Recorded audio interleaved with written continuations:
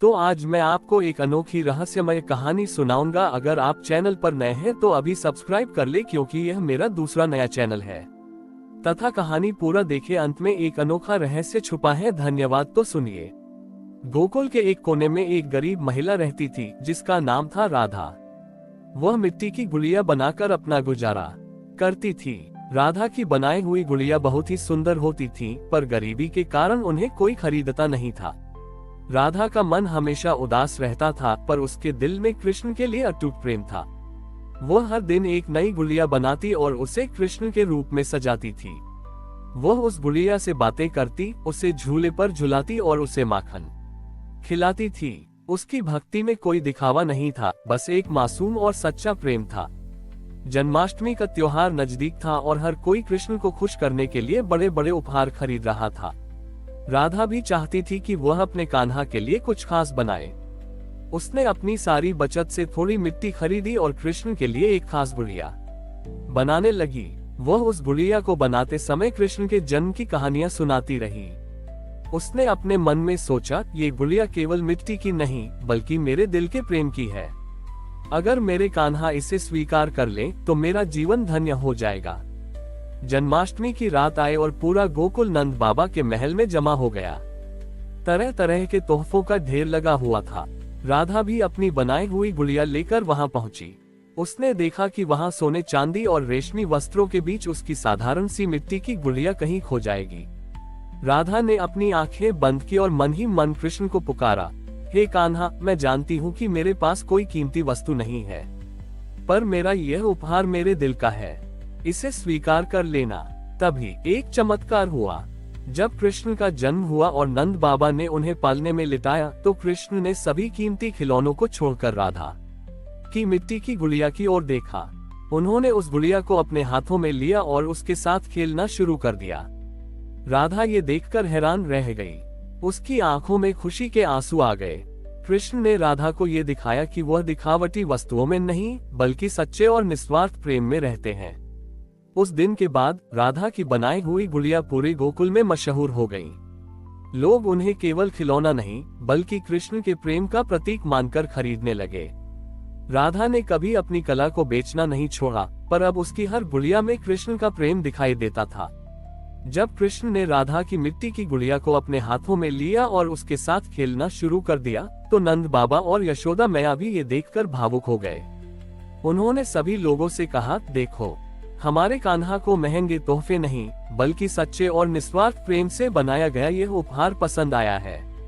नंद बाबा ने राधा को बुलाया और उसे गले लगाया। उन्होंने कहा, राधा, तुम्हारी भक्ति ने हमें एक बहुत बड़ा सबक सिखाया है।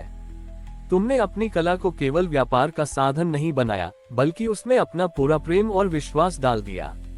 ये सुनते ही राधा की आंखों से खुशी के आंसू बहने लगे। उसने कभी सोचा भी नहीं था कि उसे इतना सम्मान मिलेगा।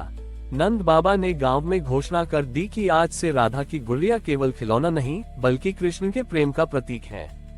हर कोई जो कृष्ण से प्रेम करता है, वह राधा की बनाई हुई गुड़िया को अपने घर में जरूर रखेगा। इस घटना के बाद राधा का जीवन पूरी तरह बदल गया। उसकी गुड़िया की मांग पूरे गोकुल में बढ़ गई। अब वह गरीब नहीं थी, पर उसने कभी अपनी कला में दिखावा नहीं आने दिया। वह हर गुड़िया को उसी प्रेम और भक्ति से बनाती रही, जैसे उसने कृष्ण के लिए बनाई थी।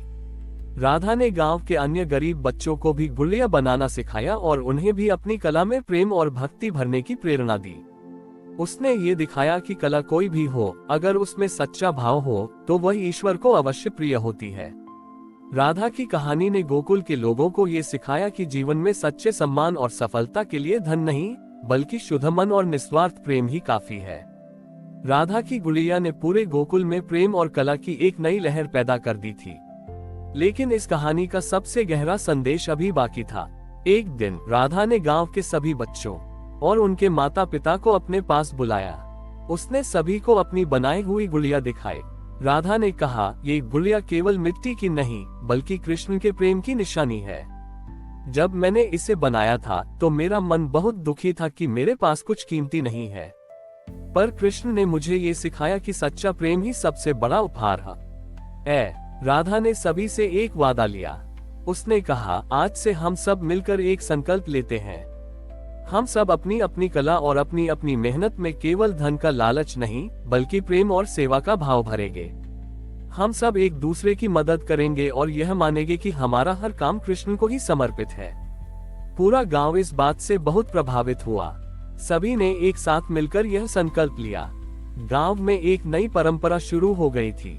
अब अगर कोई किसान अपने खेत में काम करता तो वह सोचता था कि वह कृष्ण के लिए अन्न उगा रहा है। अगर कोई ग्वाला अपनी गाय का दूध निकालता तो वह सोचता था कि वह कृष्ण के लिए माखन बना रहा है। राधा ने अपनी गुड़िया की कला को गांव के हर बच्चे तक पहुंचाया। उसने उन्हें सिखाया कि अपनी कला में प्रेम और भक्ति कैसे भरी जाती है। राधा की कहानी ने ये साबित कर दिया कि कला केवल मनोरंजन का साधन नहीं, बल्कि प्रेम और भक्ति का माध्यम भी हो सकती है। उसकी बनाई हुई गुड़ियाएं अब गोकुल की पहचान बन गई थी। हर कोई जो गोकुल आता वह राधा की गुड़िया को जरूर खरीदता था। पर वह गुड़िया केवल एक खिलौना नहीं, बल्कि प्रेम, भक्ति और निस्वार्थता का प्रतीक थी। राधा ने अपना जीवन कृष्ण को समर्पित कर दिया और इस तरह अपनी कला के माध्यम से भक्ति का एक नया मार्ग दिखाया। हमारी और भी आध्यात्मिक एवं अनोखी कहानियां देखने के लिए हमारे चैनल पर जाएं तथा धार्मिक एवं पौराणिक अनोखी कहानियां हमारे चैनल पर है। कृपया जाके देखें तथा हमारे चैनल को सब्सक्राइब करके रखें और वीडियो लाइक जरूर करें। धन्यवाद।